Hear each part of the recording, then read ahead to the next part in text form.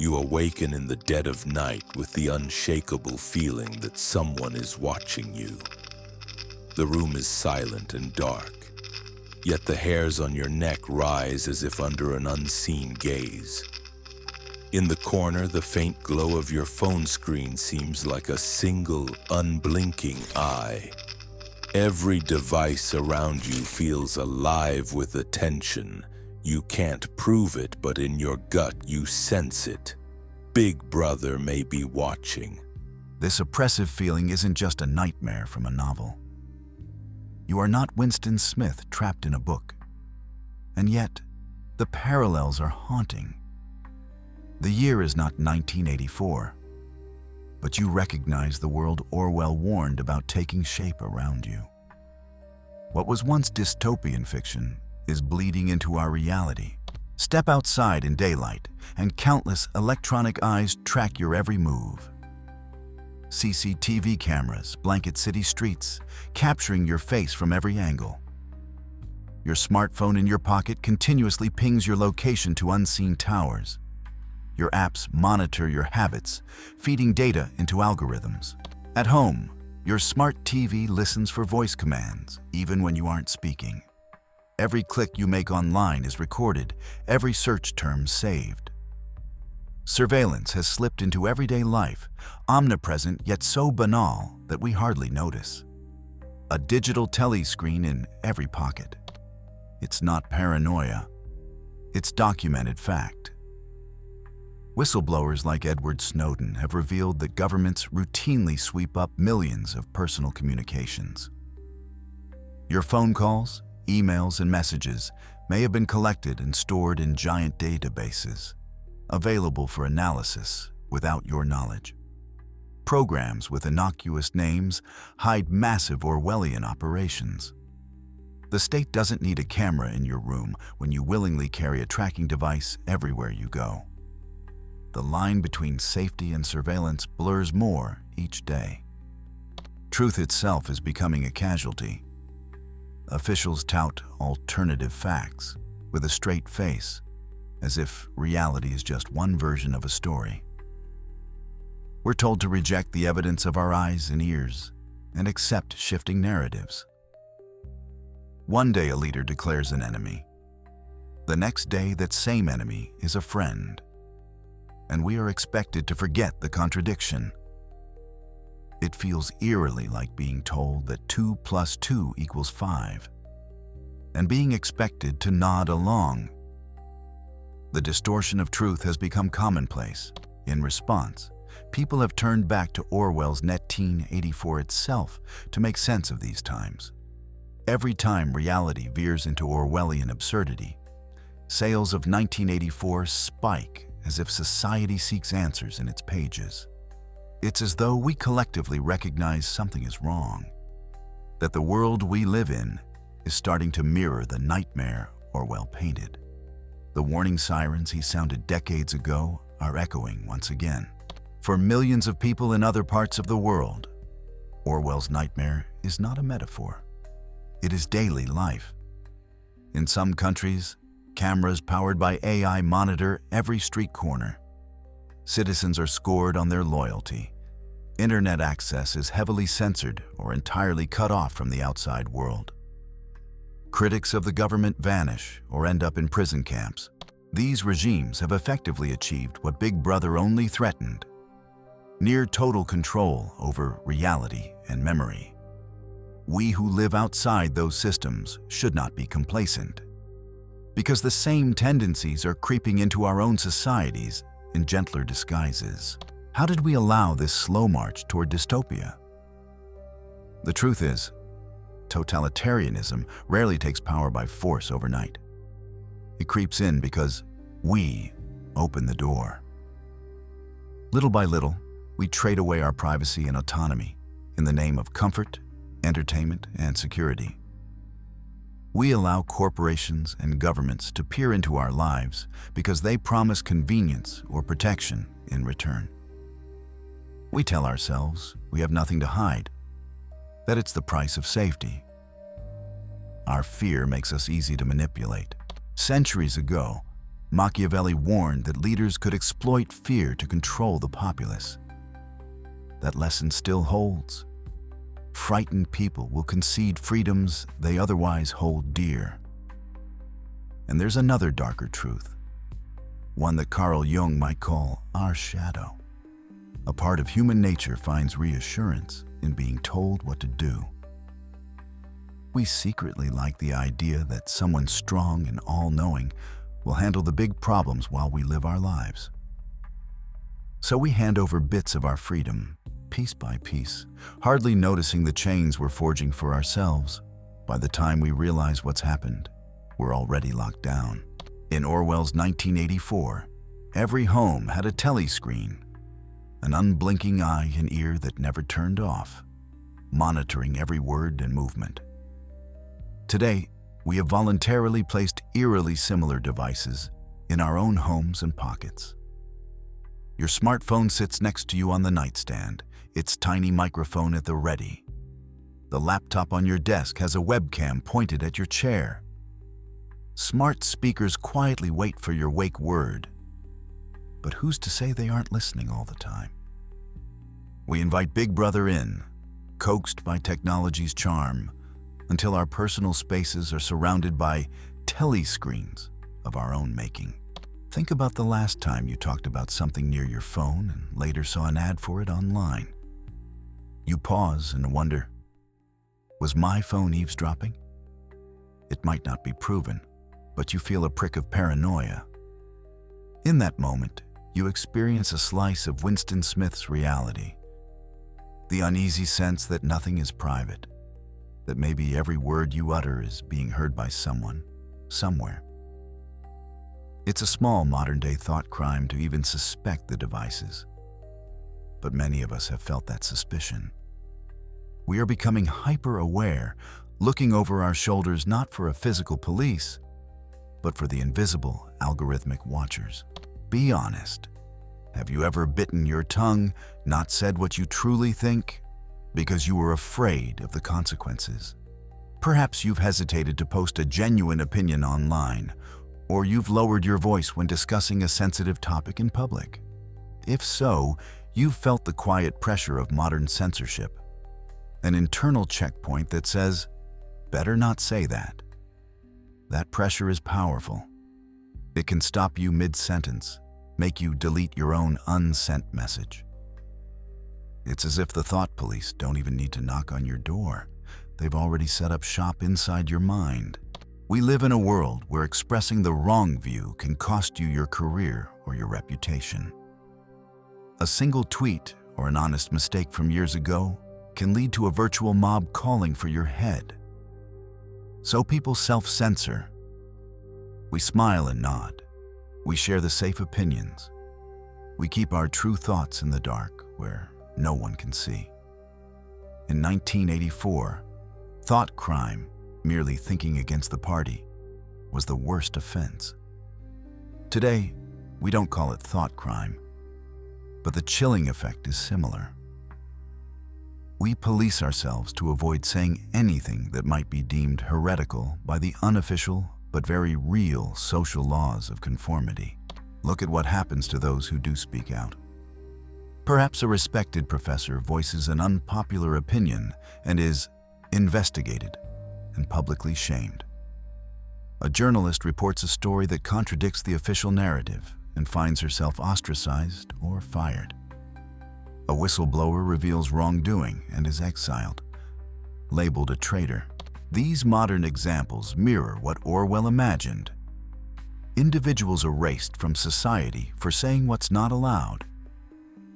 Instead of vaporizing people into a literal memory hole, our culture cancels them, deletes their presence and credit.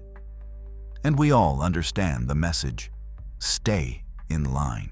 And if the subtler warnings fail, there's always the crowd to enforce orthodoxy. Every day on social media, you can witness something akin to Orwell's 2 minutes hate. A person who expressed an unpopular idea becomes the target of collective outrage. Thousands of voices pile on, spewing insults and threats, venting their anger onto a designated villain of the day. It doesn't even matter if the target is guilty or not. What matters is the release of fury and the demonstration of loyalty to the prevailing creed. We participate in these digital hate rallies, or at least watch them, often without realizing how closely they resemble those orchestrated moments. In 1984, here citizens screamed at the face of an enemy to unite their own loyalty. War is peace. Freedom is slavery. Ignorance is strength. Orwell's party slogan hangs in the air as the ultimate expression of doublethink, holding two contradictory beliefs and accepting both. It sounds ridiculous, and yet look around at the language of our politics today. We see striking parallels.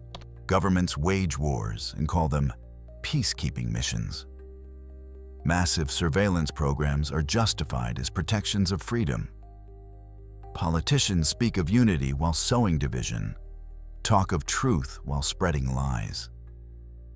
We have learned to hear only the positive spin. War for peace, censorship for safety, control for protection. It's doublethink made real, where language is twisted until its original meaning disappears. In Orwell's world, language itself was a tool of tyranny. Newspeak was the official language that systematically reduced and reshaped words to make unorthodox thoughts impossible. Today, we don't have an official Newspeak dictionary, but we still witness language being weaponized to narrow thought. Public discourse is filled with euphemisms and jargon that obscure meaning.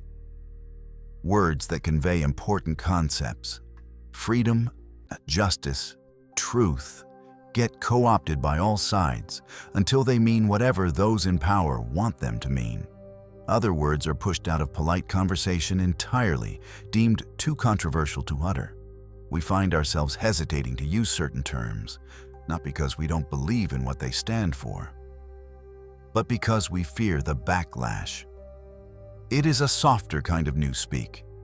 Instead of state edict, it's social pressure that limits the range of thinkable thoughts. Perhaps the most unsettling example of doublethink is how blatantly false statements can circulate and gain acceptance. Orwell gave us the haunting example of 2 + 2 = 5. A lie so blatant that only blind obedience can accept it. Look around. How many obvious falsehoods are pushed daily and accepted by those who find it easier to conform than to question? We live in an era where truth feels malleable, where simply stating facts can become an act of rebellion. We each live in our own carefully curated information bubble, fed by algorithms that show us what we want to see. This breeds a personalized propaganda, a subtle modern twist on Orwell's control of truth. In these echo chambers, two people can witness the same event and come away with opposite facts because they've been fed different narratives. We are divided into factions, each with its own version of reality, and we accept contradictions if they flatter our beliefs. Critical thinking withers. Agreeing with the group is what counts. In this state of engineered ignorance, those in power find strength. Indeed, ignorance is strength, because our not knowing keeps them unchallenged.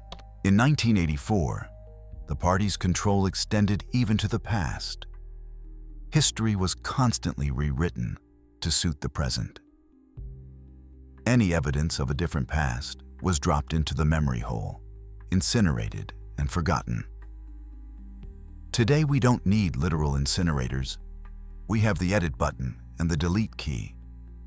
Digital records can be altered or erased with a few commands. If a powerful entity needs a fact to disappear, it can flood the internet with misleading information or simply pressure platforms to remove content. The past becomes a pliable narrative. Think of how easily our focus shifts from outrage to outrage. Yesterday's news is not just forgotten, it's often revised. A policy that failed might be reported later as if it had succeeded, and few will notice the inconsistency.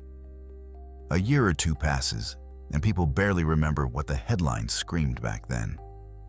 Sometimes, facts are retracted or corrected quietly after the damage of the initial lie is done.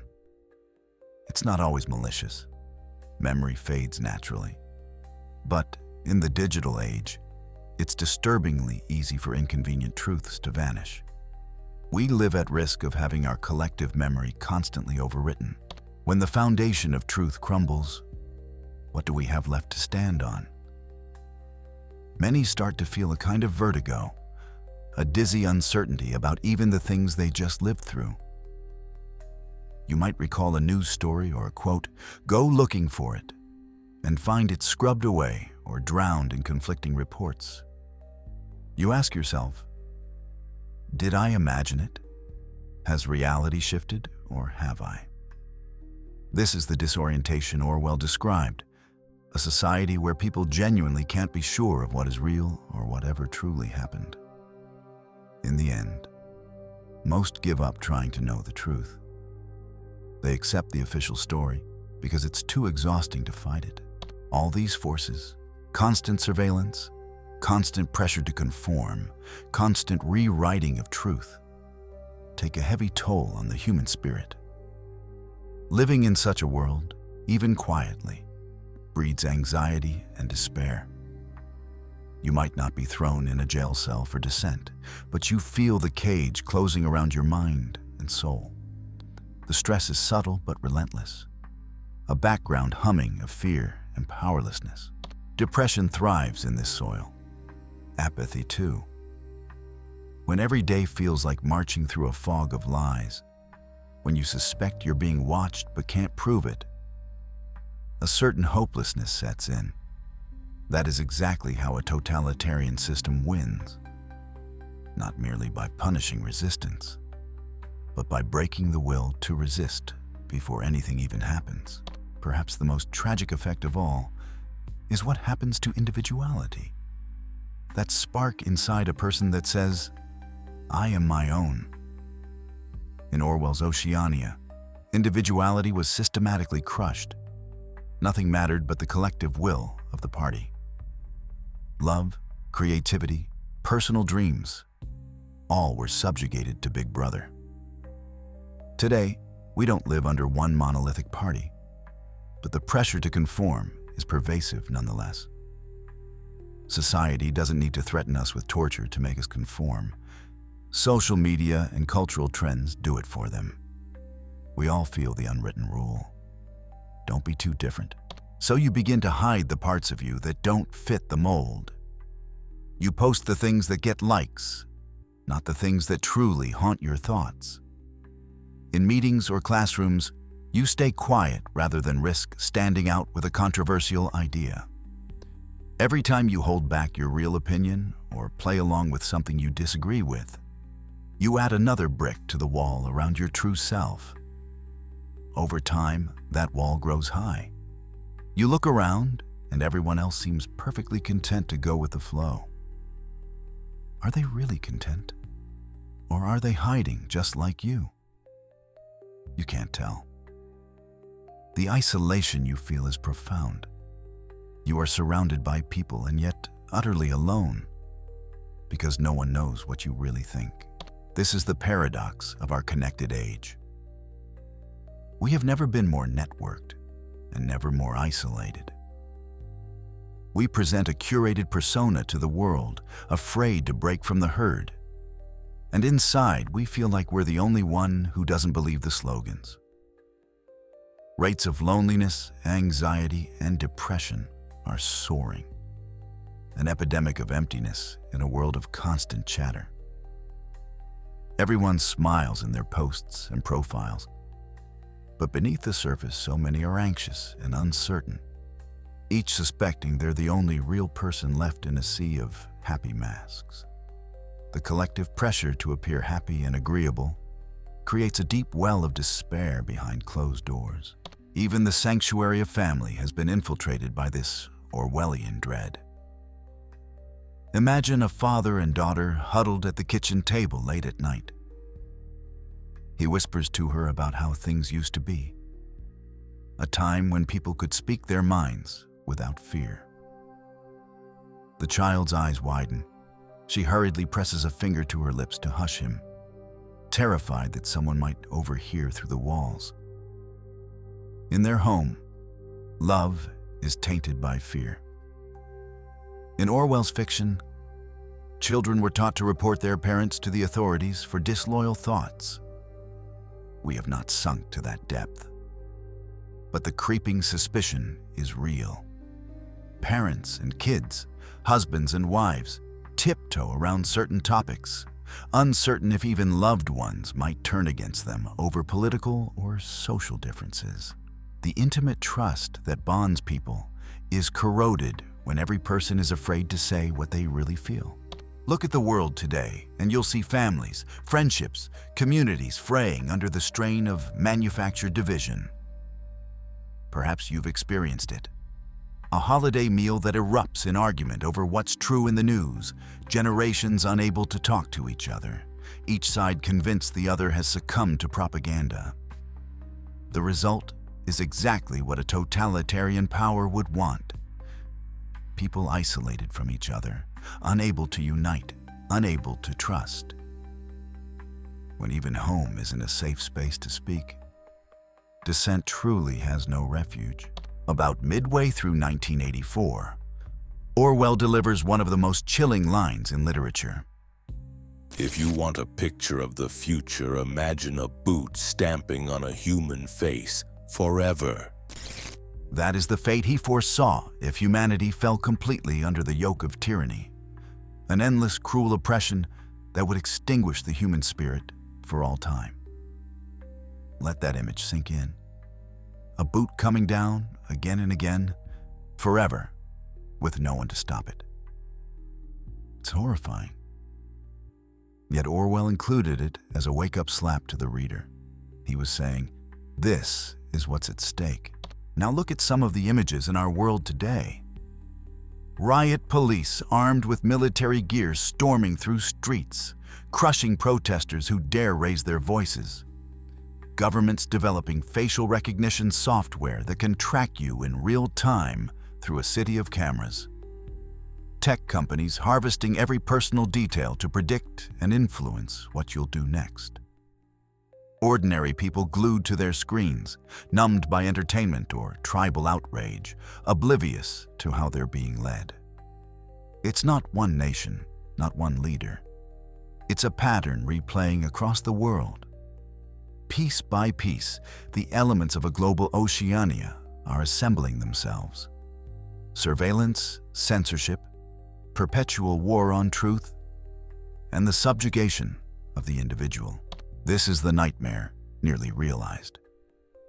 A world where you are born into a system that monitors you from your first day at school to your last day at work. Where dissent is a synonym for treason. Where every public expression is carefully curated to align with the approved ideology of the moment. In this world, love is just a word in slogans. Freedom is redefined as a kind of obedience. And critical thought is a relic of the past. It's a dark future indeed. And if we're honest, we can see shadows of it in the present. This is where we could end up. Or perhaps, without fully noticing, this is where we already are. Yet, here is where something in us must rebel. Because as dark as this picture is, it is not the whole story. It doesn't have to be this way. The future is not set in stone. Even now, in the midst of these creeping shadows, there are those who refuse to surrender their humanity. In a city square somewhere, a lone figure stands amid a hurried crowd. He holds a small hand-drawn sign that says simply, 2 + 2 = 4. People shoot glances at him, but quickly look away, fearful of being seen near him. Up on a nearby wall, a security camera pivots and zooms, zeroing in on the brave dissenter. He knows what's coming, The authorities will surely drag him away, re-educate him, punish him. But for this moment, he stands firm. He is telling the world that truth matters, that even if the whole world says 2 + 2 = 5, he will not. That lone truth teller might be silenced, but his courage spreads in the hearts of those who witness it. And he's not alone. Think of the whistleblowers and truth tellers in our modern times who have defied the powers that be. Edward Snowden, a single man who gave up his home and safety because he could not live with the lie of mass surveillance. Or journalists in oppressive countries who publish stories exposing corruption even when it puts them at grave risk. There are scientists who stand by facts despite social media storms trying to drown them out. There are artists sneaking banned ideas into music and literature. These are the modern heirs of Winston Smith. People who say, "I see what is happening and I will not look away, even when the cost is high, nor is resistance only in solitary heroes." Around the world, whenever the pressure of oppression increases, people have risen up. They march in the streets holding signs not far different from 2 + 2 = 4 in spirit. Signs demanding truth, justice, freedom. They organize online and offline, building communities that insist on rights and accountability. They have torn down dictatorships, forced surveillance laws to be rolled back, defended net neutrality and free expression. Every protest is a sign that the human spirit still burns, that we have not willingly gone to the gallows of our own free will. Even in our everyday lives, there is pushback. Ordinary people are taking steps to reclaim a piece of their privacy and autonomy. Maybe you've seen it. Someone putting tape over their laptop camera, refusing to let the unseen watcher peer in. Others are turning to encrypted messaging and privacy-focused technologies to keep their personal lives out of the hands of data miners and snoops. Independent platforms and communities are springing up, places where people can speak without fear of the thought police lurking in comment sections. Parents and teachers are encouraging children to ask questions, to think critically, to not believe everything they're told, essentially arming the next generation with the mental weapons to resist propaganda. These acts may seem small, but multiplied by millions, they become a culture of resistance. Why do we do these things? Because deep down, we human beings crave to be free and to know the truth. Yes, we have a fearful side, a complacent side, but we also have a side that refuses to be broken. It's like an ember that glows even when buried in ashes.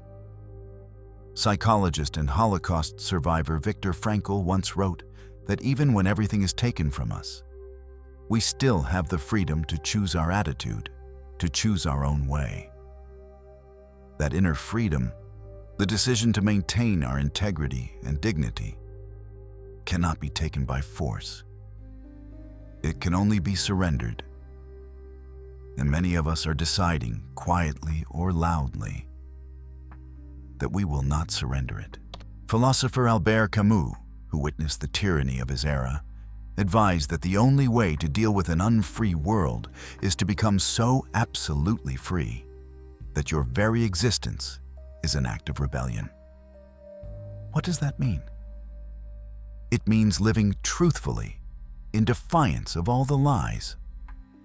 It means thinking your own thoughts, even when surrounded by a million voices telling you what to think. It means treating others with humanity and empathy, even when an oppressive culture tells you to hate. Every small act of honesty, of courage, of kindness, each one is a blow against the dystopia. Each one proves that Big Brother hasn't won. So here we stand at a crossroads between two futures. Down one path, if we continue to close our eyes and do nothing, lies the full realization of Orwell's nightmare. In that future, perhaps a couple decades from now, a child will be born into a world where they never know privacy or truth.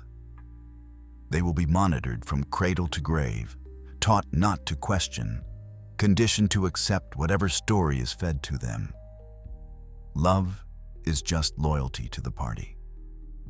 The idea of rebellion doesn't even cross their mind, because the words for it don't exist. It's a future where that boot Orwell spoke of presses down without end, generation after generation. But down the other path, the one we can still choose, is a different future. In that future, we harness technology to liberate rather than enslave. We establish real limits on surveillance and guard the freedom to speak and think. Imagine 2050 in such a world. Children grow up savvy about media and propaganda, able to discern truth from lies. Governments and corporations are kept transparent and accountable by active, informed citizens. Families and communities trust each other enough to have honest conversations and resolve differences with reason and compassion. Big Brother might still be watching, but he finds himself outnumbered and defanged by millions of little brothers and sisters who watch him, ensuring power remains in check. In that future, the words freedom, privacy, humanity regain their full meaning. George Orwell gave us the warning. He wrote 1984 as a cautionary tale, not a prophecy carved in stone. The rest is up to us. We are the authors of the story that comes next. Will we remain passive, lulled into obedience as the dystopia solidifies around us? Will we tell ourselves, it's not so bad, until the last of our liberties is gone? Or will we choose to wake up, to speak out, to hold on to our humanity no matter the pressure to let it go? Will we, like Winston writing in his secret diary, dare to insist that 2 + 2 truly makes 4, even when we're told it's 5? The decision lives in each of us. 1984 was a warning. 2025 is our reality. 2050 is still unwritten.